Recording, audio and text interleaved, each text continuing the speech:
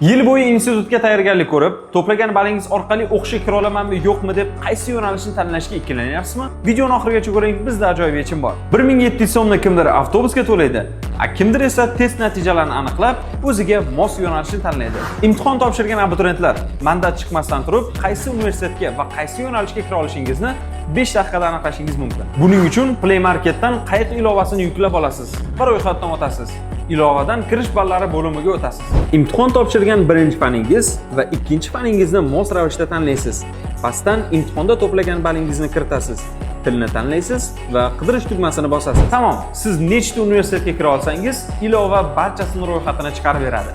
Endi o'zingiz tanlagan universitetni ustiga bosib, qaysi yo'nalishlarga grantga yoki kontraktga kirganingizni yoki umuman kira olmasligingizni ko'rib olishingiz mumkin. Natijalar Bilimni baholash agentligi o'tgan yilgi kirish ballari asosida tayyorlangan. Aytgancha, birinchi natijani ko'rish mutlaqo bepul. Videoni imtihon topshirib chiqqan do'stingizga hoziroq jo'natib qo'ying.